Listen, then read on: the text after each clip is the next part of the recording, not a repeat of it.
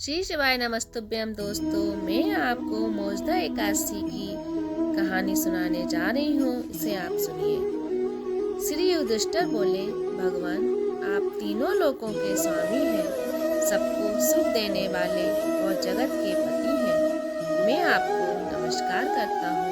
हे देव, मेरे संशय को दूर कर मुझे बताइए कि मार्गशीर्ष शुक्ला एकादशी का क्या नाम है। उस दिन कौन से देवता की पूजा की जाती है और उसकी विधि क्या है। भगवान, कृपया आप मेरे प्रश्नों का विस्तार पूर्वक उत्तर दीजिए। यह सुनकर भक्त वत्सल भगवान श्री कृष्ण जी कहने लगे, हे राजन, आपने बड़ा उत्तम प्रश्न किया है। इसके सुनने से तुम्हारा यश संसार में फैलेगा। सो सुनो।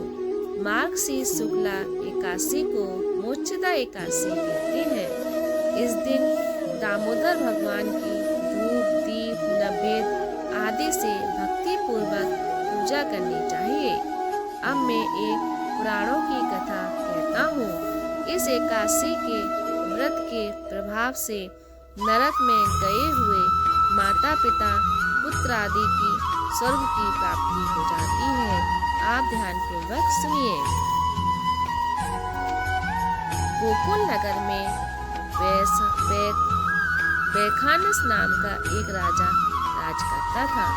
उसके राज्य में चारों वेदों के ज्ञाता ब्राह्मण रहते थे। एक समय रात्रि को राजा ने स्वप्न में अपने पिता को नरक में पड़े देखा।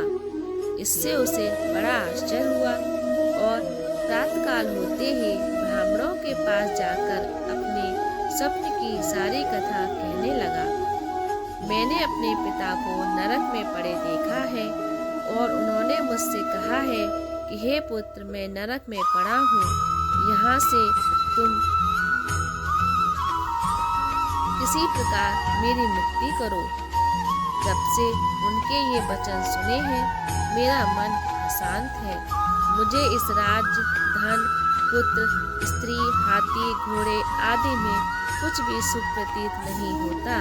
अब मैं क्या करूं, कहाँ जाऊं? इस दुख के कारण मेरा सारा शरीर जल रहा है। अब आप कृपा करके कोई तप, दान, व्रत आदि ऐसा उपाय बताइए जिससे मेरे पिता की मुक्ति हो जाए। उस पुत्र का जीवन व्यर्थ है जो अपने माता पिता का उद्धार न कर सके। राजा के ऐसे वचन सुनकर ब्राह्मण कहने लगे, हे राजन, यहाँ समीप ही भूत, भविष्य, वर्तमान के ज्ञाता पर्वत ऋषि का आश्रम है।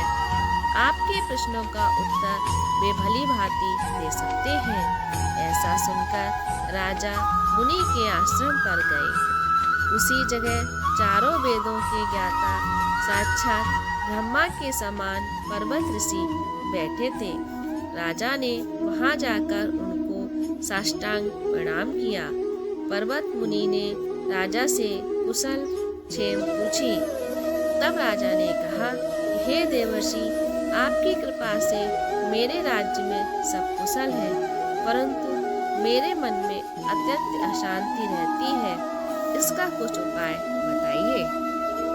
ऐसा सुनकर पर्वत मुनि ने एक क्षण के लिए अपने नेत्र बंद किए और भूत भविष्य को विचारने लगे। फिर बोले, राजन, मैंने योग्य बल से तुम्हारे पिता के सब कुकर्मों को जान लिया है।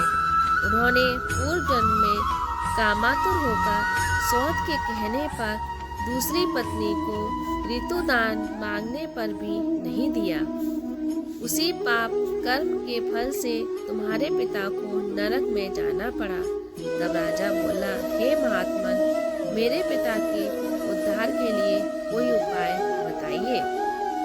पर्वत मुनि बोले, राजन, आप मार्गशीर्ष शुक्ला एकादशी को व्रत करें और उस व्रत के पुण्य को अपने पिता को संकल्प कर दे दें। उस एकादशी के पुण्य के प्रभाव से अवश्य ही आपके पिता को मुक्ति होगी। मुनि के वचनों को सुनकर राजा अपने महल में आया और कुटुंब सहित इस मोक्षदा एकादशी का व्रत किया। उस व्रत के पुण्य को राजा ने अपने पिता को अर्पण कर दिया। उस पुण्य के प्रभाव से राजा के पिता को मुक्ति मिल गई। वह स्वर्ग को जाते हुए अपने पुत्र से बोले, हे पुत्र, तेरा कल्याण हो। मार्गशीर्ष मास के शुक्ल पक्ष की इस मोक्षदा एकादशी का जो व्रत करते हैं उनके समस्त पाप नष्ट हो जाते हैं और अंत में स्वर्गलोक हो जाते हैं। इस व्रत से बढ़कर मोक्ष देने वाला और कोई व्रत नहीं है। इस कथा को पढ़ने या सुनने से वाजपेयी